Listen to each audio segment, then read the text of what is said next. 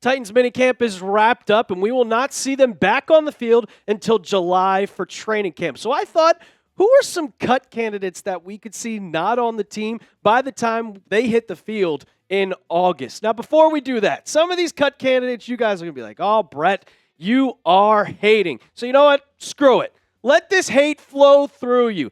Do it with me. Let's hate. Let's hate the Texans, so spam it down in the comments. Type FHOU for F Houston, and if you want to go even further, F Jacksonville, F Indiana, F all the division rivals in the AFC East. Let me know down in the comments, and we can get started with today's show.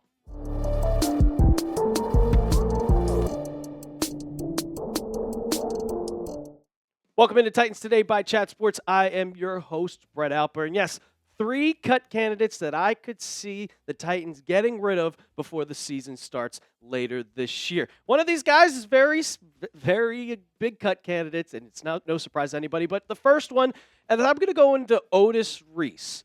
And this is a linebacker, and he was a key starter in 2024. But I think that he possibly could be moving off the roster as Mike Borgonzi and company just want to go into a new kind of regime over. You also you signed a whole bunch of people. Like, you bring in Cody Barton. You have a guy that we're going to talk about, James Williams, and he's just a breakout candidate for the Titans this year.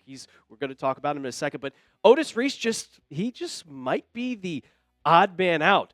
You want to go into 2025 with probably 4 or 5 guys on this roster, but I have him right now as 2. But when you have Cody Barton and Cedric Gray, and you then have James Williams, which is going to come in, and a lot of people are talking about him from minicamp and just from OTAs, and how much he's moved up in this roster, it seems like that Otis Reese just might not be here. And you see in 2024 with James Williams, he only played a couple games.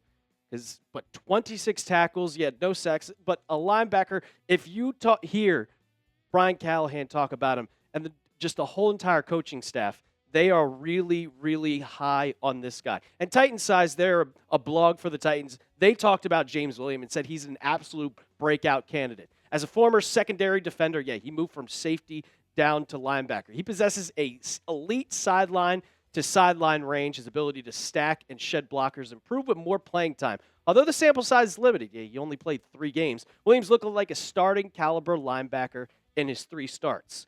And now we talk about how there's just not enough room for him. And Otis Reese, he has an injury going on. Like, he hurt his ankle back in last season, and it's still bothering him. So is that going to be something that's going to take in consideration as we go into training camp, as we move into the further down the offseason and into 2025? Like, if he's not healthy, he's going to be on the sidelines letting people get in reps. And if they really like James Williams as the backup or the 3 guy, Otis Reese could be on his way out. Also, a lot of the coaches, they talked about the whole entire linebacker room. Brian Callahan mentioned the whole linebacker room. Didn't mention Reese's name whatsoever. So it's something to take into factor. I don't know if he's going to be on this roster much too longer going into September. I'm going to ask you guys, pick a starter. Do you guys want to see James Williams, or do you want to see Otis Reese? Type JW for James Williams. Type OR for Otis Reese. This next guy I'm going to talk about, and it's absolutely no surprise to anybody, Treylon Burks. And it has been one hell of an experience for Treylon Burks. I mean, you come in and the expectations are so high, just trying to replace A.J. Brown, and he cannot stay healthy. I mean, look at those 2024 stats. 4 receptions, 34 yards, no touchdowns, and it just has not worked out for him. And after this offseason, with what you drafted and what you signed, he definitely looks like he's on his way out of Tennessee. This is what Bleacher Report had to say. He said that by far the biggest cut candidate for Tennessee this offseason. He's missed 24 out of the last 51 regular season games, only 53 career catches, 699 yards, and 1 touchdown. Only hit the end zone once. He highlighted by participating in 5 contests, 2 starts with 4 grabs, 34 yards, and no scores. Now, the Titans, they have a new regime where the organization is on its 2nd general manager since John Robinson, who's the guy who drafted Treylon Burks, meaning the wideout has very fewer people in the building to pound the table for him. So, when he was drafted, Brian Callahan wasn't the head coach. Mike Borgonzi wasn't the general manager. Like, he can't stay on the field. In 3 seasons, career stats, when you don't even have 1,000 yards, 1 touchdown, and you were supposed to come in and being that deep threat, and it just has not worked out. You can't stay on the field. Even when you're on the field, you're not productive. And the Titans have seen that. They went into the offseason this year. They added Tyler Lockett. They added Van Jefferson. And then they drafted Elike Manor. You drafted Chimere Dike. You bring in Xavier Restrepo. And then you also have a bunch of other guys that are just on the roster. There is no room for Treylon Burks to be here. And if you get rid of him now, you're not going to lose that much cap space. So it just looks like that he's going to be on his way out. And oh yeah, he also has a knee injury. And Brian Callahan talked about it. They said he's not 100% yet. So he might not be ready for camp. And if he's not ready for camp, do the Titans want to go through putting him on the PUP list or putting him on the IR to start? It would just probably be better off of just cutting him, let him find a new home, get a fresh start.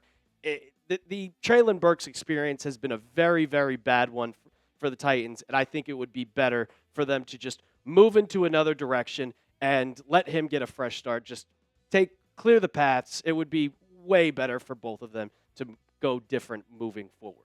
Now, we are about to hit a milestone here at Titans today. 11,000 subscribers. We're at 10,800 right now. We need exactly 200. When I was writing this script up, when I was getting ready to film this video, I saw, okay, 200 away. That is not a lot. So if you could, do it. If you love the Titans, if you love getting content all throughout the NFL offseason, go ahead, subscribe to Titans today. And while you're at it, you can also use this link and get your Cam Ward jerseys now.